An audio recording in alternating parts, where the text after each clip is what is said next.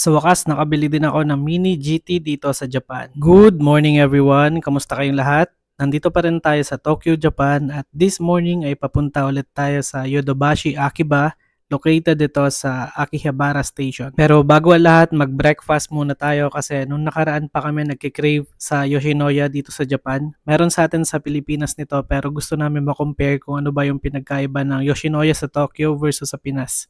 So ito yung aming in-order, salmon and beef at yung akin naman ay beef na may kasamang curry. The best itong beef na may curry kasi mura lang siya pero kasi lasa na rin ang Coco Ichiban niya. So after naming mag-breakfast, dumiretso na agad kami sa Yodobashi Akiba since magkatapat lang naman yung Yoshinoya at Yodobashi. So anyway, tour ko lang kayo dito sa labas. Marami rin kasi sila mga gashapon na naka-display at ang cute nga naman tignan. At yung kanilang mga vending machine ay ganito pala ang itsura sa Japan. Napaka-iconic, 'di ba?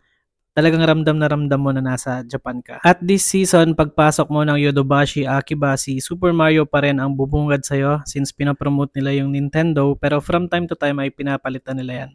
So anyway, yung mga games at toys ay located sa 6th floor kaya didiretso na tayo agad doon. Maganda yung ambience ng 6th floor kasi maraming mga naka-display na mga laruan. Medyo ma-overwhelm ka nga lang. So ito yung figure ng Evangelion, napakaganda ng kanilang display. Pwede kang bumili ng kanilang Artpla, 6,710 pieces so 670 yen lang ang isa. Hindi pa deducted dyan yung tax-free deductions nila. So ayun nga, madadaanan natin yung mga display ng Gunpla. So kung mahilig ka sa Gundam, ito yung mga booths na pwede mong bisitahin. Marami akong mga nakita mga perfect grades tsaka master grades na meron dito na wala sa Pilipinas.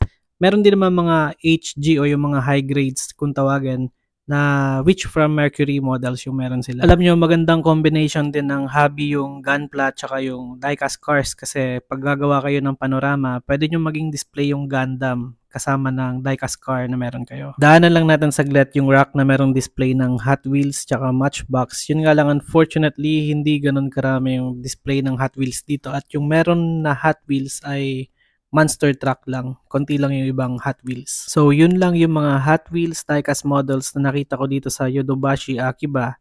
What's good is that marami silang ibang diecast brands na I think is much better compared sa Hot Wheels kung nagko-collect ka ng iba.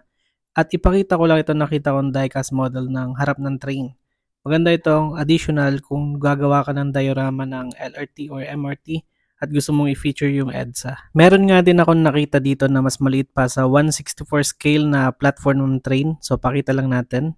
Ito siya. 5 yung railway niya at ang kulang na lang dito ay yung station. Maganda rin kung mag-add ka ng Mount Fuji diorama sa likod nito. So ayun nga yung mga nakita kong interesting diecast models dito sa Yodobashi Akiba. Yung mga iba naman ay na-feature ko na dun sa last video natin. Panoorin nyo na lang. Finally, diretso na tayo dun sa display rack kung saan ko nakita yung mga Pop Race at Mini GT. At ang plano ko talagang bilhin dito ay isang diecast model lang. Yun kasi yung matagal ko nang hinahanap sa Pilipinas. Meron man akong makita online, unsealed na tsaka medyo pricey. Kaya naisip ko dito na lang bumili sa Tokyo, Japan. Ito nga pala yung mga Tomica Limited Vintage Edition. Pause nyo na lang yung video kung gusto nyo makita ko anong mga models ang meron sila at makita nyo na rin yung price. So far, hindi pa ako nakakita ng limited vintage doon sa Pilipinas pero kung may alam kayo na hobby shop na meron doon, pa-comment nyo naman sa comment section. Ito yung mga mini GT na meron sila. Meron mga naka-box at meron din mga carded version.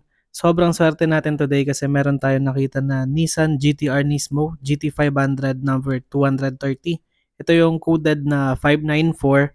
Matagal ko na rin itong hinahanap sa Pilipinas at sobrang swerte talaga kasi meron tayong nakita today dito sa Tokyo, Japan. Napanood ko kasi yung unboxing nitong GT-R Nismo GT500 na ito sa isang YouTuber at talagang nagandaan ako.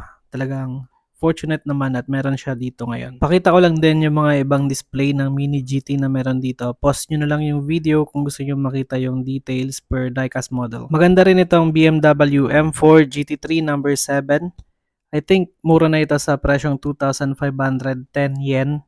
Multiply nyo na lang sa 0.38 kung gusto nyo makita yung conversion sa peso. Balikan ko lang saglit yung display rack ng Tarmac at HJ64. Baka sakaling meron tayong hindi nakita last time na nakasale today. Sayang din naman. Baka kasi ma-reach din natin yung 5,500 yen na purchase. Meron pa kasing additional na 10% tax-free deduction yon. So additional discount na rin natin yon. Ito yung mga HJ64 na display today. Medyo napapaisip din ako dun sa Honda NSX ng Mini GT kasi maganda rin ang kanyang design. Medyo detailed din, tsaka yung print dun sa gulong, napakaangas. Sa mga naghahanap ng Eno 64, meron din sila dito at meron din namang pop race, yun nga lang, mangilan-ngilan lang. So finally, nakabili na tayo ng Mini GT dito sa Tokyo, Japan. Sa next video, subukan kong i-discuss kung ano nga ba yung tatlong diecast models na binili ko. Salamat sa panonood sa ating Tokyo, Japan Diecast Hunt Series. Kung hindi ka pa nakasubscribe sa ating YouTube channel, please subscribe ka na at share mo na rin. At follow mo na rin ako dito sa ating TikTok. See you on our next video.